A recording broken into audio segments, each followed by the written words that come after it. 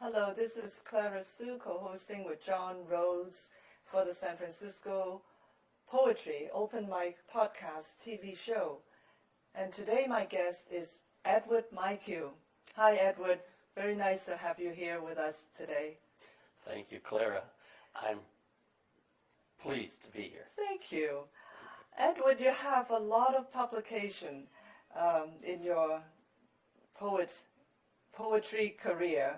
And I noticed that some of your publications are in the UK, and there was a couple in Australia. Now, how'd you get around? This is wonderful. I'm just curious, what's your connection to the UK and the Australian press? Well, for some time I lived in England. Oh, okay. And then I knew some people. And I was published in magazines. And then I would be published in a magazine, and some editor says, I have a little press, and could I publish you? And so that's how it worked out. And then some of them had connections in Australia, some in India, and some in Canada, and in, I remember Argentina and Brazil. Wow. Curitiba, I remember that. But that's so long ago, some of them. And at any rate, they're good memories. So all these books are floating all over the world. Yeah. You know, we could get into a used bookstore and yeah. You know, maybe able to find Edward Mycue in the store. Well, maybe, yeah. And what are your most recent publications?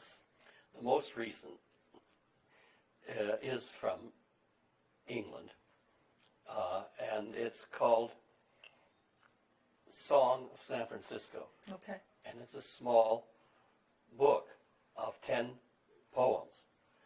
And some people call them canticles, because I suppose San Francisco and St. Francis. But there are 10 poems. And that was a nice publication. And they do it nice. It was a limited edition, but it's quite nice. And before that was a larger volume of selected poems, and that was published by Philos Press, and Philos Press is near Seattle, okay. That's called Mind Walking, and before that there have been many others. Yes, I was looking down the list. One was called Because We Speak the Same Language, and that was published by the same publisher in England who published Song of San Francisco. And so those two titles are currently available on the internet, and I think they are. Be able to get it. Mind Walking and Song of San Francisco. Right. Wonderful. So let's hear Edward read his poems.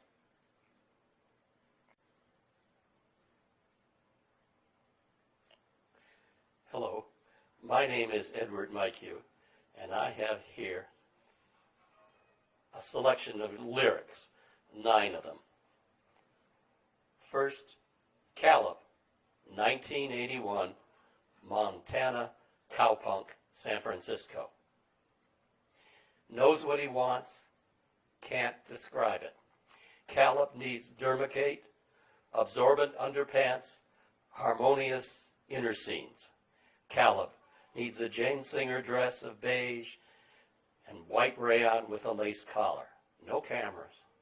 Calum needs to take it to the streets in silk and open-toed opera pumps and a fox. But Calum looks rugged in red, a tomboy kind of boy who wants an unsuitably exciting rhythm. He wants more flesh, bare guts, heart like a tempest, and a dick like the spout on the big Irish company teapot. Calum wants class. He wants to be ass. He wants a serious dance of love. Wants to be different.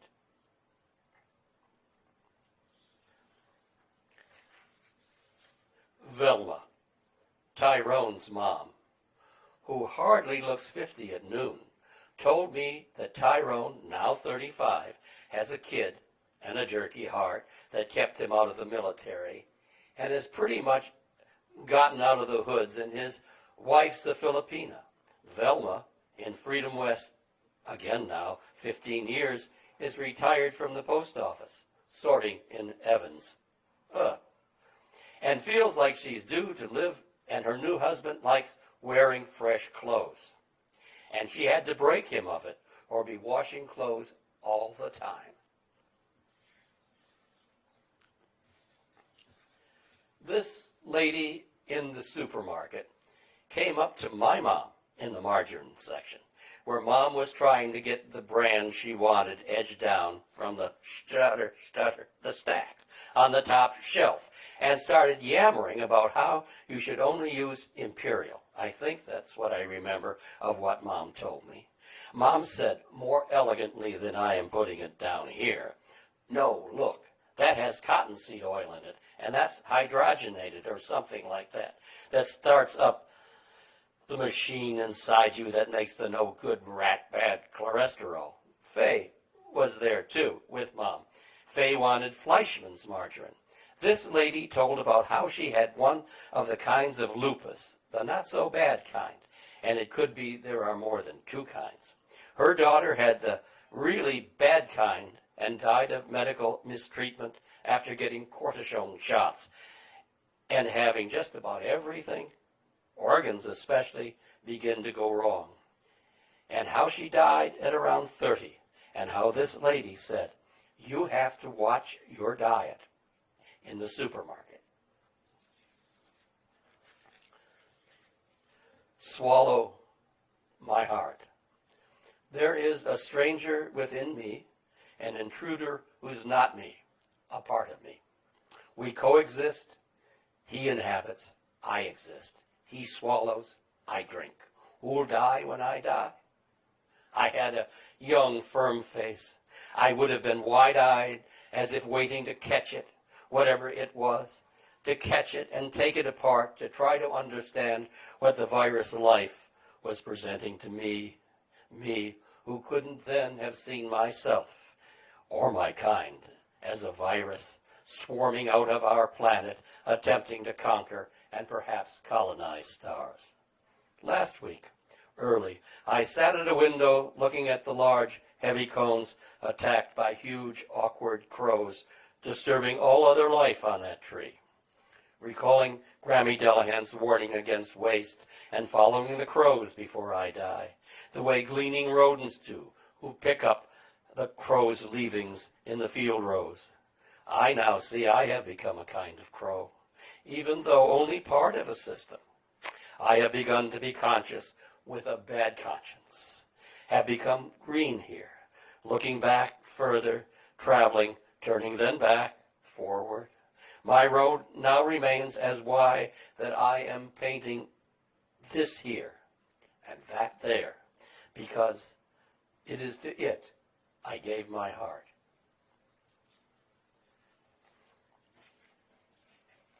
It was a dream. A man came out of a tree. She tugged on his coat. She chased. He said he didn't touch her, tried to dodge. Then the horse, a big, beautiful horse in the dream, came against him, crouching, his handsomeness against his chest. He kept trying, failing to unlatch the door at his back. Yes, he said, it was a dream, but the horse, so big and handsome, frightened me. I was afraid he would crush me into him. So he said, "Sir, please, don't open the door."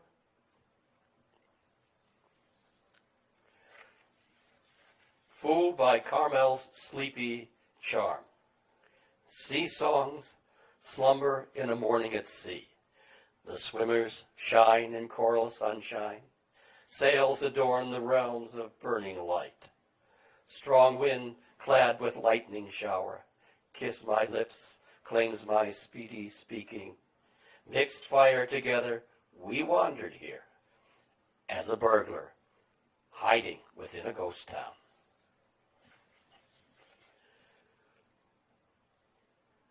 Word kittens are echoing. By now, so many movements and isms have blown through my word kitchen that the kitten in my mind's corner in the basket under the old gas stove is bouncing from surreal to symbolism.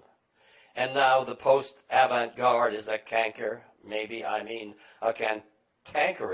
jungle jingler with yens for villanelles in rhyme, or maybe rondos with deep koans inside.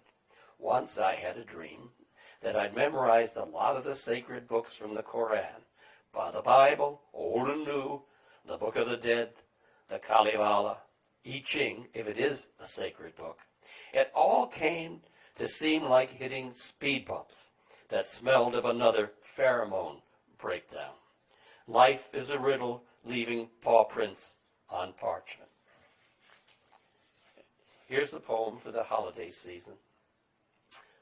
Something of a bagatelle. Carnivory in the plant kingdom.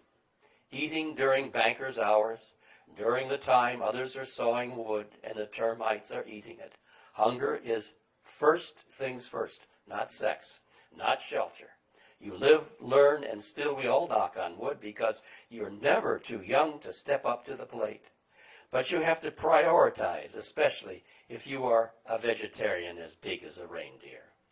From the get-go, when you are beating the tom-tom for dinner, you don't shilly-shally or you're so full of beans, though it's no skin off your teeth.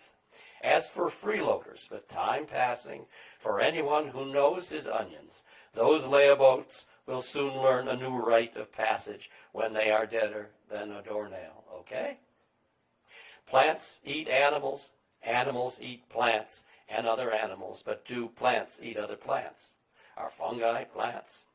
Geez, Louise, you say it's screwy Louie as far as the eye can see. But all you really need to know is that time flies enter the ointment, because if it isn't omnivory or comnivory, it's herbivory and a herd of hippos. And finally, Ozentau. Oz-Zen-Tau. James Broughton in 1977 saw his book on film, Seeing the Light, published by City Lights Press, San Francisco. He wrote that Oz is a different order of nonsense from Zen, that Zen is the moment of awareness, Tao is letting the moment go. Zen sees everything that is, Tao moves with everything as it flows. James wrote that when the Zen master pointed at the moon, he said, "Oh, why are you looking at my finger?" And wrote that Zen, as an art of seeing, does not follow a script. Broughton also wrote, like my poet friends who are devotees of Oz, Duncan, McClure, Brackage, Jonathan Williams, I make my own Oz, just as I make my own Zen. So if your dream sounds realistically dreary, I wonder if you might consider joining James's Ozentau. Though the world will still end, how we approach the end, we don't know, yet how fine to have had dear companions, as in love, in an unknowing Ozentau.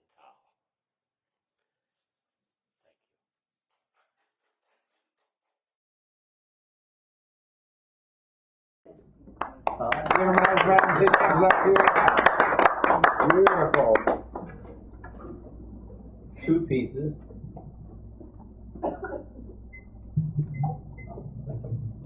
Thank you. Islands where the deep waters flow. Recall the story of coming to an obstruction in the middle of life's journey and see three choices. 1, attempt to force advance. 2, go around. 3, find turning some other highway, life highway, to begin on some other way. But Edward just sits there, meditates. After some time, he notices hot dog stands, veggie bars, shops, bookstalls, discos, other small businesses that have been set up by other travelers who pause and recognizes that they have created a whole new community, unplanned. One day he finds a circus nearby and meets a lama who sells him the mantra Om Pad Mos Nisa Vimali Hum Pad. It said in the Kisiti Grabha Dasakra Sutra that whoever sees, hears, remembers, or who touches this prayer will be purified of negativity and gain freedom from rebirth in the lower regions. He begins to reproduce this mantra on saffron-colored strips, then later with pastels, paper, cloth, plastic, tin, but not leather. And then with more primary colors, also with light printing on darker fields, and sells them cheaply at some recitations of his life so far, making many friends, including a balloonist who offers him a ride up and over the initial obstruction. And the story that goes on from there, one many journeyers may navigate for themselves on the river of life when they come to an island there in the middle of your right hand, there where the deep waters flow.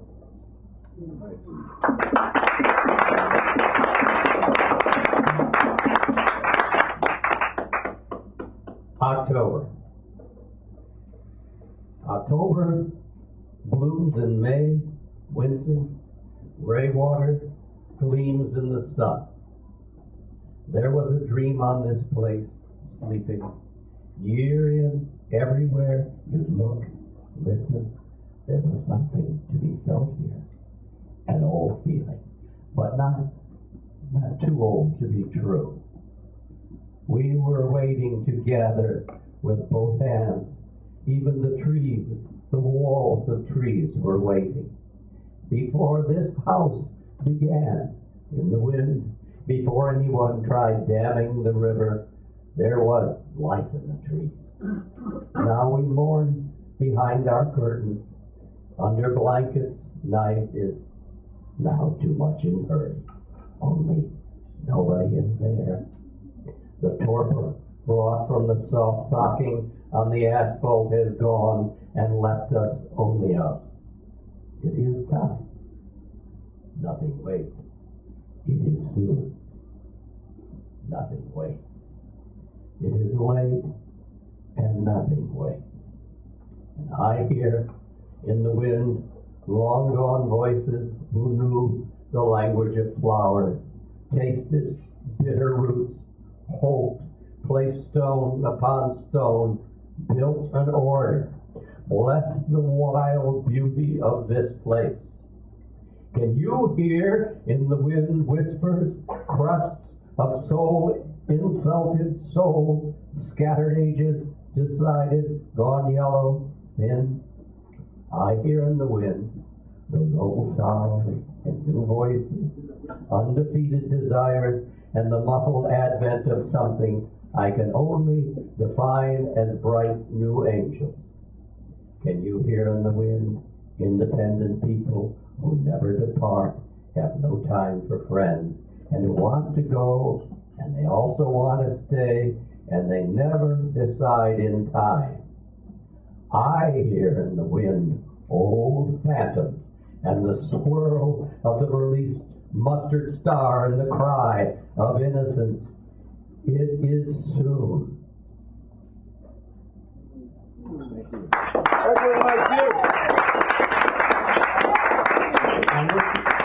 And I read that in memory of an old friend who died recently. We talked about her about 3 weeks ago, maybe. Phyllis Holiday. Oh yes, Phyllis Holiday. A poet, a novelist, a dramatist, an actor, and a political activist, and a wonderful person. Yep. Thank you. Yeah, thank you. All right, good job. We have a surprise for you.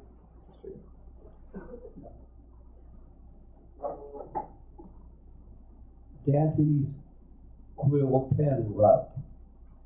The inelegance of our dell is a living hell, but it's on some level of Hades in a back passage that Dante missed. He took the quill pen route. And now I'll read one called Apple Tree in November. What was finished, celebrated, is almost finished again. My life is your story. Your story, a submarine skin envelope, holding my story in worlds, walls, dividing my story, your life. The wheres and whens keep turning on a spinning plate, half dipping into the Pacific Ocean, and we on this tilting, great stage where great ships founded with their great sentences of life and death. Unfinished symphonies.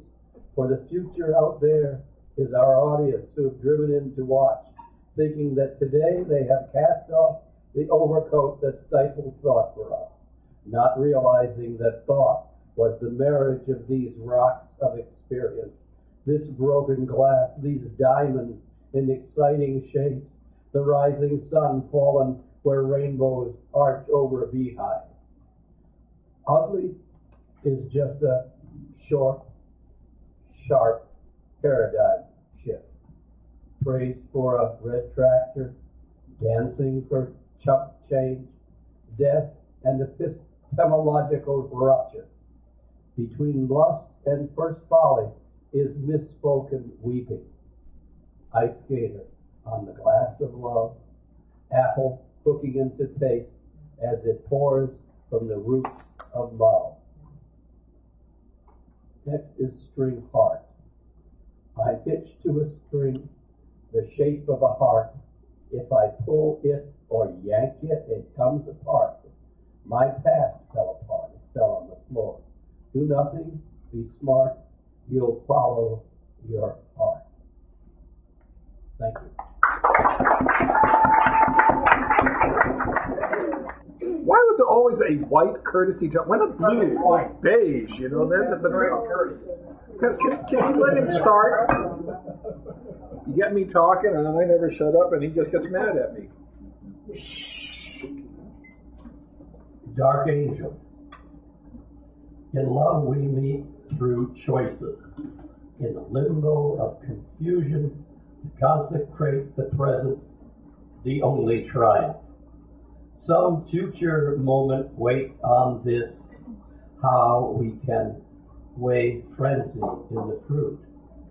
Because we journey from dark into dark, on our own feet, drawn by the first spring odors of narcissus and hyacinth, and shaped by pasts we select to learn from, oriented, disoriented by experiences we come to clinging to inviolable prose and icons, longing to put our feet by families simply and crudely.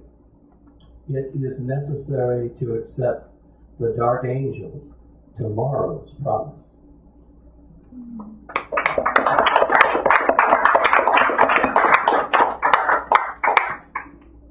That was for Buford and his dark view. Don't be like the snake who wanted to be God, all so green and curvy, and bagel that dim little couple, Adam, Eve, starting the whole eon's road trip progression, envy, lust, avarice, murder. Think the snake knew consequences? That snot stink in nostrils by chance? True love has no blood in eyes. Love lives, suffers from ignorance. Rosie, the riveter, sweating wartime jobs, worries how her kids learn. But smarmy, fart snake feels it don't stink. Callow couple duo acts down the sink. Don't be like the snake who wanted to be God.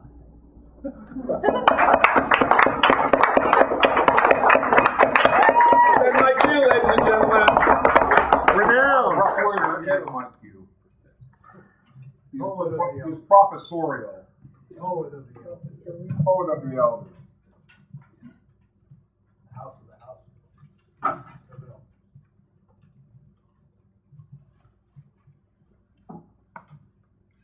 Kangaroos look like giant mice, heavy in the hindquarters, like they're the lost tribe of marsupial lawyers escaped from a late 21st century gene splicing accident and evolved back downward to now because of radiation reversal. Sometimes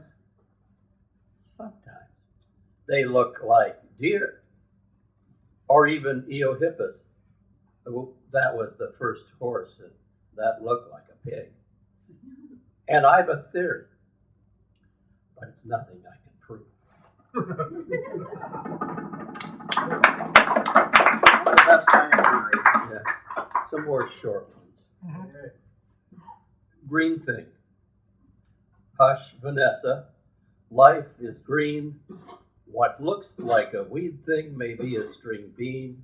What looks like a twig thing may become a lemon tree. What seems unpromising at first may end up quenching thirst. And you always think things come too slow and never come fast.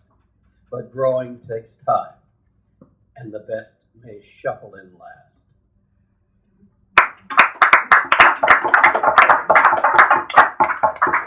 More short ones. Always a bright lad, but touched with the fairy wand of dyscalcularia and dyslexia a tad, I had to figure ways to prognosticate the up-the-road problems I would make. I think I learned to run with the twists when my love for words and ideas led me to poems that were spittleshite, but harbored a pony in the pile somewhere, there to be dug up and recognized, disclosed, even when it was withheld, because that itself is a form of disclosure. I see it the way I understand and understood confession in the Niagara Falls childhood, that it defaulted you back into being pure, sweet, and worthy of fresh bed linen.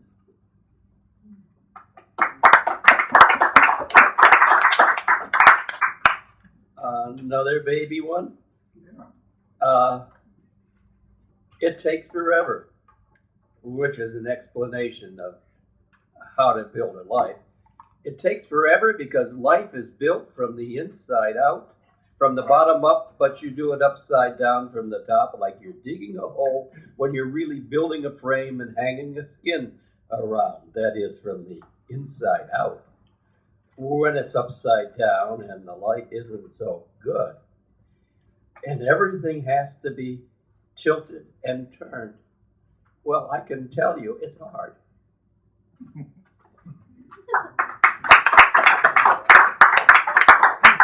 The San Francisco Mind Walk, this menu I call my life, has just raised its prices again. Plus, I don't want all that hotsy-totsy food anyway. How about a simple ham and cheese on sourdough, a cup of pea soup, tomato salad, red wine, finish up with cherry pie or sliced peaches, then another glass of wine? Well, now I read my experiences backward, forward.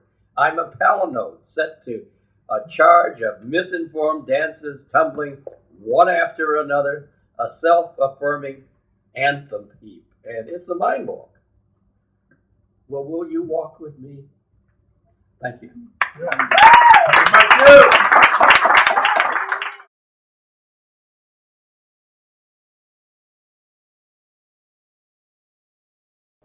Drifting orbits of Milky Moonstone dreams.